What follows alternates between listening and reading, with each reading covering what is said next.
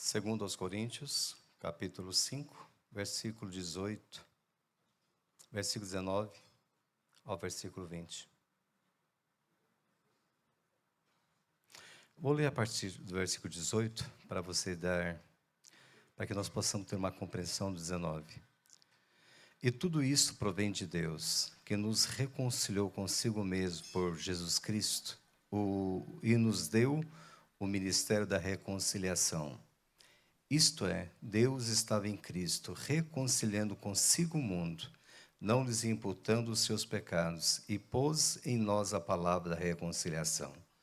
De sorte que somos embaixadores da parte de Cristo, como se Deus por nós rogasse.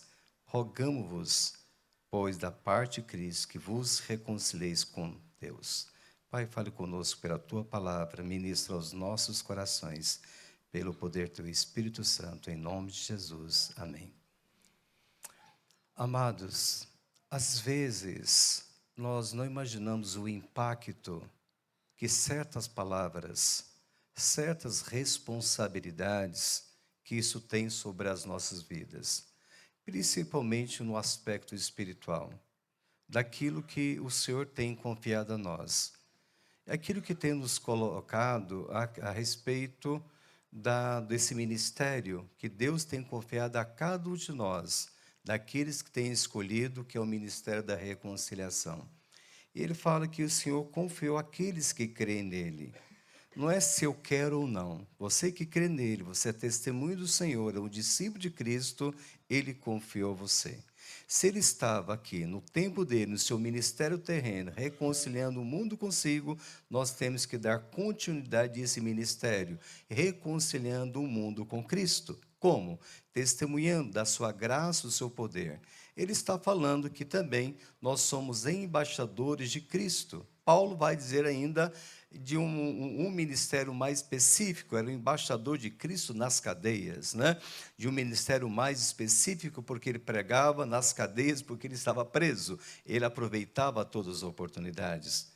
Mas ele vai falar, acima de tudo, que ser um embaixador é um representante de um país em outro país. Ele vai falar que é um peso maior, que esse representante representa o seu país em questões diplomáticas, ele não pode estar embaraçado, ele não pode estar comprometido com certas coisas que vêm desonrar o seu próprio país. Ele não pode estar embaraçado com coisas ilícitas, porque uma desonra para o seu próprio país. Porque ele está representando. É uma questão política, é uma questão social. Então, se nós hoje representamos o reino dos céus aqui na terra, que o Senhor confiou a nós, então nós precisamos ter seriedade naquilo que nós professamos. Não é simplesmente que eu declaro que eu sou um cristão, se a minha vida não representa cabalmente aquilo que eu professo. É o que a Bíblia vai dizer, que este povo me honra e me louva com seus lábios, mas o seu coração está longe de mim. Ou seja, nós declaramos algo, mas o que nós professamos e aquilo que nós vivemos está tão distante daquilo que Deus espera a cada um de nós. Porque Deus sonda os nossos corações, né? Então nós professamos, nós reunimos, celebramos o Senhor, mas na prática nós não estamos levando a sério a vida cristã, mas também aquilo que Deus confiou a cada um de nós. Então, quando nós pensamos sobre essa palavra embaixador, que é um porta-voz oficial de uma nação num país estrangeiro, também é usado por Paulo como embaixador, que no grego, que é presbeuin, que um teólogo chamado Barclay, ele diz que as províncias romanas estavam divididas em duas formas. Uma parte estava sob o controle direto do Senado, e a outra sob o controle divino do imperador, porque naquela época o imperador romano ele se autodenominou, ele se autoproclamou como uma divindade, um deus. E as províncias pacíficas, onde não havia tropas, estavam sob a égide do Senado. E as províncias perigosas, que eram sede das tropas romanas, eram imperiais. Nelas, os presbeuem era o representante direto do imperador, que cumpria uma missão direta do imperador. O teólogo Wiersbe, ele disse que este mundo encontra-se rebeldes contra o Senhor. No que se refere a Deus, o mundo é uma província imperial. Assim, Deus enviou seus embaixadores para declarar paz e não guerra. Quando nós pensamos, Jesus vai falar claramente sobre isso, que na realidade nós estamos neste mundo, mas nós não somos deste mundo. Nós estamos neste mundo com uma missão específica, para ser sal e para ser luz. Nós não estamos neste mundo para ser bem-sucedido. Nós não estamos neste mundo para que nós possamos ter os nossos títulos, para sermos vistos e ser aceitos. Mas nós estamos aqui para refletir a glória de Deus. Para a glória de Deus é que realmente o Senhor nos colocou aqui. Mas, acima de tudo, que nós possamos aproveitar de todas as oportunidades para mostrar e para realmente refletir a glória de Deus. Por isso que Paulo vai dizer aqui no versículo 20, diz que rogamos que vos reconcilieis com Deus. Esse rogar é um ato de suplicar, é um ato de implorar, que realmente Paulo está colocando para a igreja de Corinto, que a missão da igreja é que ela tem que entender a visão da missiologia. A missão da igreja é que ela tem que realmente ser sal e ser luz, e não de ter um status social. Por quê? Na igreja de Corinto, naquela época, ela tinha muito essa condição social, porque tinha os benfeitores e tinha também os seus beneficiários.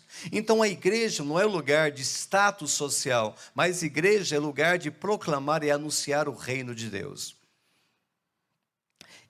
Agora, que grande privilégio é ser embaixador dos céus para os pecadores rebeldes deste mundo. Que privilégio que Deus tem nos colocado.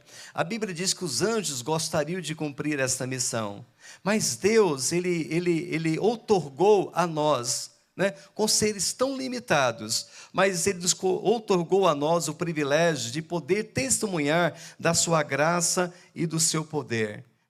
Com uma situação que realmente Deus tem nos colocado desse privilégio num mundo tão hostil, quando a Bíblia diz, onde mesmo reina o pecado, superabunda a graça de Deus. Quando nós começamos a falar, o mundo é tão caído, o mundo é tão hostil, nós não estamos falando algo tão diferente. Mas nós sabemos que Deus está agindo em toda circunstância. Deus está agindo em todo momento. Por quê? Por isso que a palavra tem que reinar. Por isso que tem lugar de trevas, deve reinar a luz de Deus. Lugar tão insípido que deve ter o sal. Por quê? Qual o sentido que há tudo isso? Por isso que um lugar sedento é que realmente tem que brotar e tem que jorrar a água da vida. Dando continuidade. Quando o Senado romano decidia que a região deveria converter-se em província, ela enviava a ela 10 presbeutai, ou emissários, que junto com o general vitorioso acertavam os termos de paz com os derrotados, determinavam os limites da nova província e promulgavam uma nova constituição para a sua nova administração. Depois voltavam, dando relatório de tudo ao Senado, para que este ratificasse as suas decisões. Esses embaixadores eram os responsáveis para atrair os homens à família do imperador, do Império Romano. Quando Paulo vai dizer, lá em Coríntios também, lá em 2 aos Coríntios, que ele fala que dou graças ao meu Deus, porque Ele sempre nos conduz em triunfo, e Ele vai nos mostrar ainda a entrada de um general vitorioso, triunfante, quando ele entrava no arco, e as pessoas jogavam pétalas, jogavam perfumes, porque ele entrava de maneira triunfante da conquista, de áreas conquistadas, porque ele estava mostrando que aquilo que estava agregando ao seu próprio império.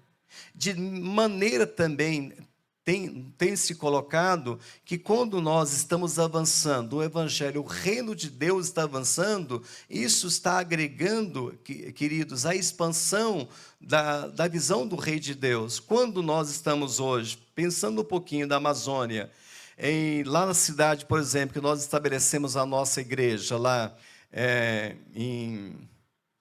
lá na região da Capiranga, né? A Capiranga mesmo, é isso mesmo. Na região de Capiranga, estabelecemos uma igreja. Está colocada. Pessoas estão sendo alcançadas pelo Evangelho. Agora, em outra região está sendo alcançada. Irmãos, a visão que nós estamos tendo, a visão do Rei de Deus, aonde Deus tem nos colocado. Essa visão que nós temos que continuar. Ou seja, enquanto nós vemos hoje inversão de valores, momento de trevas, pessoas que tirando a vida de outras, as pessoas tirando as suas vidas, isso nos mostra a urgência que nós temos de assumir uma posição, de realmente entender a dinâmica que nós temos que transmitir e promover a paz de Cristo em todo e qualquer lugar. Há uma urgência. A igreja de Cristo não é ficar em quatro paredes. A igreja de Cristo é avançar para que em todo lugar realmente o Evangelho possa ser alcançado. Ou seja, quando nós, se somos representantes do Senhor, independente da região que esteja, seja como aqui do Senado, que é uma região mais pacífica, ou a questão do império, queridos, tudo é do imperador. Ele está no controle. Deus está no controle absoluto de todas as coisas. Então, quando realmente nós pensamos sobre esse ministério que Deus confiou, não somente ao pastor, não somente a um grupo específico, isso é para a igreja de Cristo, é para as pessoas que creem no seu nome. Um teólogo chamado Collen, ele disse que Deus não só reconciliou o mundo consigo mesmo, mas também comissionou mensageiros para proclamar as boas novas. É interessante que Jesus ele fala o seguinte, né? Ele fala, vocês farão obras maiores, vocês darão continuidade. Olha só o importante que Deus nos coloca. Quando nós pensamos essa dinâmica, dessa continuidade, o reino de Deus que está avançando, nós não podemos negligenciar isso. Nós não podemos fazer como aquela pessoa, aquele servo que recebeu um talento e ele escondeu com medo. Muitas pessoas têm escondido aquilo que Deus entregou com medo. Eu não sei, eu tenho timidez, eu tenho vergonha. Nós temos que ter ousadia, porque quem nos capacita, quem nos encoraja é Deus. Eu tenho que aproveitar as oportunidades. Eu posso talvez ter vergonha para falar da palavra de Deus, ter testemunhado do poder de Deus, mas eu não tenho vergonha para outras coisas. Mas nós temos que orar e nós temos que aproveitar as oportunidades. Para proclamar as boas novas.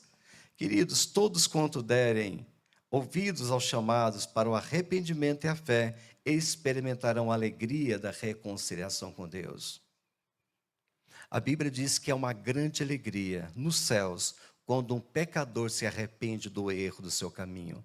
Não somente nos céus, mas uma alegria tão extraordinária. Quando uma pessoa, você está conversando com alguém, e a pessoa, ela sente uma paz. Deus já me deu uma graça de experimentar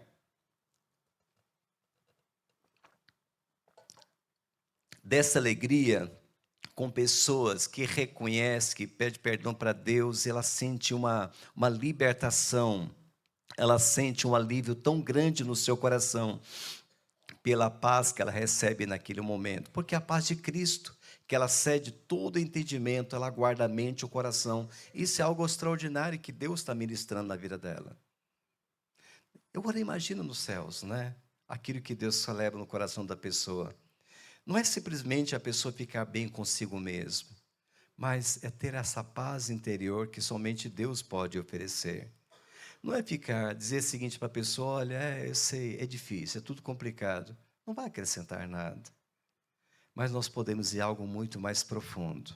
Eu conheço um Deus que pode mudar a tua história, mudar a tua vida, que pode transformar esse conflito que está aí dentro da tua vida. Isso Deus pode mudar a tua história. Sabe por quê? A Bíblia nos fala que Tempos outrora, nós éramos inimigos de Deus, mas agora nós somos embaixadores da reconciliação. Aleluia, amém, queridos? Eram inimigos. Nós estávamos mortos nos nossos delitos e transgressões. Nós somos promovidos, amém? Lindo, né? Quem diria? Eu fico olhando a história da minha vida. Que privilégio que tem naquilo que nós alcançamos, né? De onde eu vim, onde nós alcançamos. Mas cada pessoa tem uma história aqui para contar. Quem nós somos hoje? Nós somos embaixadores, representantes dos céus aqui na terra. Você imaginou isso? Fala para o senhor do seu lado e olha, você é representante dos céus aqui na terra. Representante dos céus aqui na terra, do país celestial aqui na terra.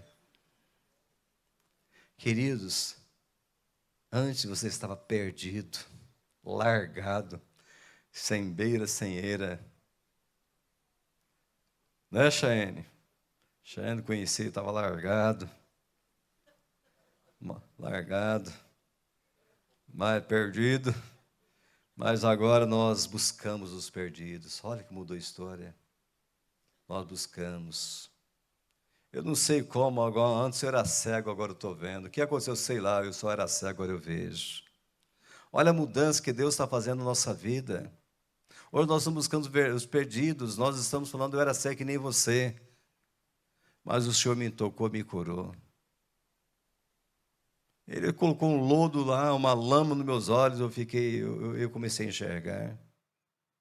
Ele pode curar você também, Ele pode te alcançar. Neste mundo marcado pelo ódio, pela guerra, pelos relacionamentos quebrados entre o homem e Deus, e entre Deus e o seu próximo, nós temos um glorioso ministério, o ministério da reconciliação. Nós olhamos hoje pelas redes sociais.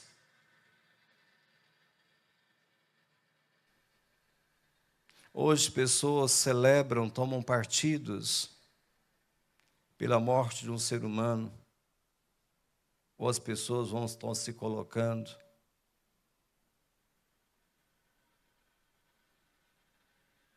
Hoje não há quem clame, não quem busque a Deus.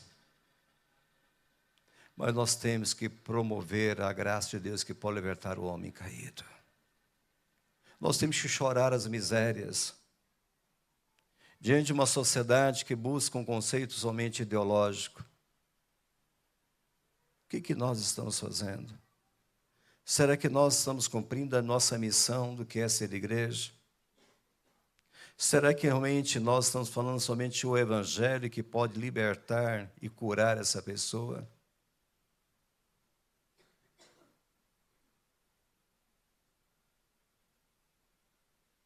O que nós temos que celebrar?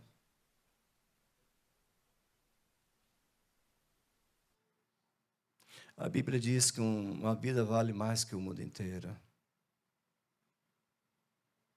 A Bíblia diz que Deus não tem prazer na morte do ímpio, mas antes quer aquele que se arrependa. Que muda, a mudança da sua vida, a transformação de vidas. É isso que Deus quer, que realmente haja uma transformação na sociedade.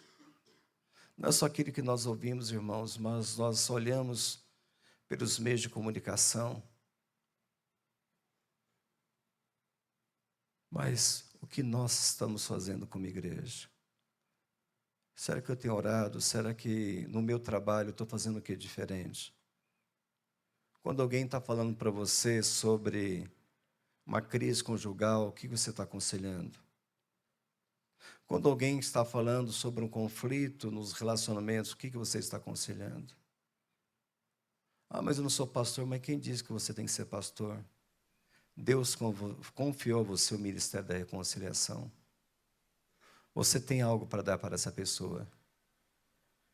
Você tem o amor de Deus que pode compartilhar para ela.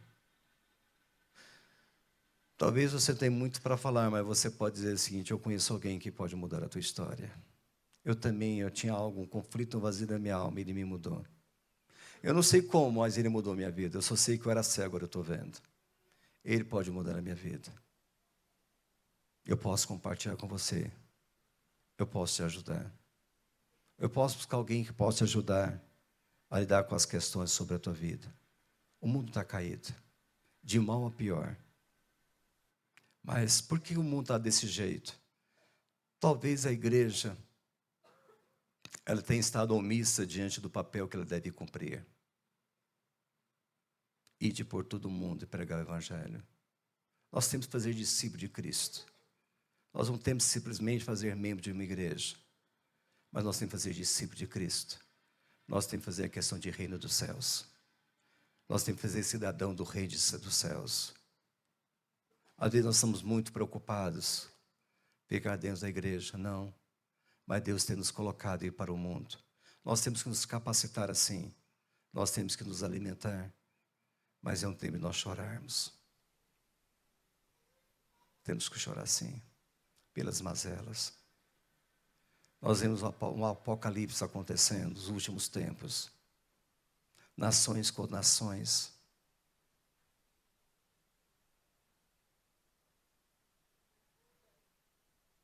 Há um momento de um despertamento espiritual.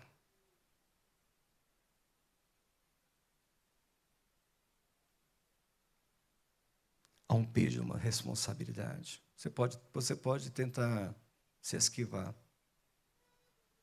mas Deus já determinou para a igreja. Ele confiou a cada um de nós. Um dia você estará diante do tribunal de Deus e você vai prestar contas daquele que confiou nas suas mãos. E aí? Como que você vai apresentar diante dele? Você vai dizer que teve medo? Você ainda é desculpável diante dele? E fala, você podia pedir ajuda. Tinha pessoas que você podia ajudar você a superar as suas limitações. O problema é que Deus não suporta a negligência das pessoas. E às vezes nós procrastinamos demais, porque realmente nós tornamos omissos por causa das nossas frustrações. E Deus, Ele tem nos colocado a responsabilidade do que é ser igreja. Ir por todo mundo, em todo lugar que Deus tem nos colocado, para pregar a sua palavra. Um teólogo chamado Ray Stedman, ele diz que a boa nova não nos chega por intermédio de anjos, não nos é anunciado nos céus por vozes fortes, por arrepios, por algo sobrenatural e impessoais. Nem nos chega por debruçarmos sobre empoeirados volumes do passado. Em cada geração era transmitido por homens e mulheres que falam de uma experiência que por eles viveram. Hebreus capítulo 11 fala a história de homens e mulheres, os improváveis que viveram o sobrenatural, que o mundo era digno de tê-los, mas que escreveram a história e que serve de inspiração. Tiveram tudo, mas não tiveram nada, mas que entraram para os anais da história, para a galeria da fama, porque escreveram uma história. Mas escrever a história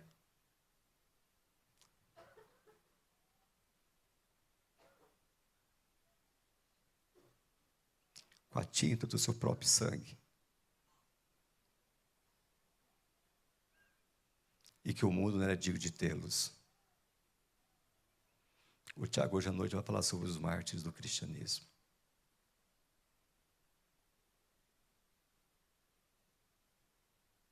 Muitos cristãos foram tombados no Coliseu Romano, porque eles sabiam que Deus tinha algo muito mais superior que a vida podia oferecer. Por coisas banais, tem pessoas que têm esmorecido, têm se acovardado, têm espraquejado, porque estão buscando o pão que perece.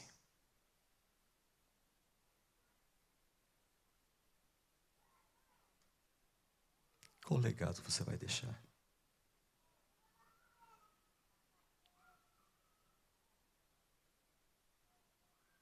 Daqui a um tempo eu vou partir. Que legado eu vou deixar? Eu não estou falando quanto tempo eu estou ficando na igreja. Mas quais são as gerações? Qual a história que Deus me confiou? Talvez você pode entender muita coisa e não sabe fazer, mas Deus te confiou o ministério da reconciliação. O que você está fazendo com isso? Está lá, lê lá.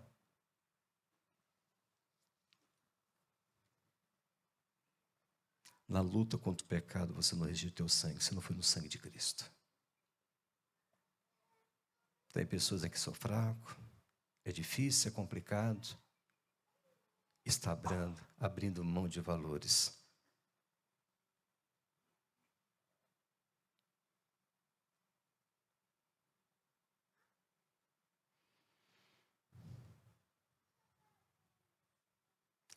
Queridos, na verdade, o cristianismo autêntico é Cristo falando aos homens pelo Espírito, por nosso intermédio no dia de hoje. A Bíblia fala em Hebreus capítulo 1, que no passado Deus falou de várias maneiras. Deus falou pelos profetas. Deus usou tantas situações para falar para o seu povo. E a revelação máxima, Deus falou dos últimos tempos, o seu Filho, Deus continuou falando pelo teu Espírito Santo. Deus continua falando. A revelação máxima, através do Evangelho, Deus tem falado conosco. Então nós não podemos alegar ignorância. Nós não podemos alegar, porque Deus tem falado conosco. O problema é que nós temos endurecimento em nossos corações. Nós temos a dura cerviz. Nós não queremos sujeitar. Nós queremos que as coisas aconteçam do nosso jeito. Mas isso não vai funcionar. Nós temos que sentir as nossas misérias dentro de nós. Nós temos que sentir que nós somos miseráveis. Nós temos que sentir que nós somos cegos. Nós temos que sentir que nós estamos nus, despidos diante da santidade de Deus. Nós temos que sentir necessidade, nós precisamos ser vestidos da santidade de Deus. Nós temos que sentir que nós precisamos do colírio de Deus para curar da nossa cegueira espiritual. Nós temos que sentir que realmente nós precisamos, nós temos que sentir que nós somos miseráveis, que nós precisamos do ouro de Ofir, que nós precisamos da riqueza de Deus sobre a nossa vida. Não é daquilo que você conseguiu adquirir. Porque mesmo tem pessoas que têm muito dinheiro tirando a sua própria vida. Mas nós precisamos da graça infinita de Deus. É isso que Deus nos coloca hoje nessa manhã. Que Deus nos ajude a ser fiéis, a sermos fiéis àquele que Ele confiou a cada um de nós. Ele nos confiou. Que o Senhor me encontre fiel. Quando Ele nos buscar a sua igreja. Que Ele nos encontre fiéis. Que Ele colocou a cada um de nós. Ele vai nos cobrar. Você pode dar 1000 desculpas, mas o homem desculpável diante de Deus. É hora de um momento de despertamento. De nós colocarmos Deus, usa a minha vida. Eu quero, Senhor, ser o instrumento das tuas mãos. Senhor, que eu seja encontrado fiel diante do Senhor. Vamos orar neste momento.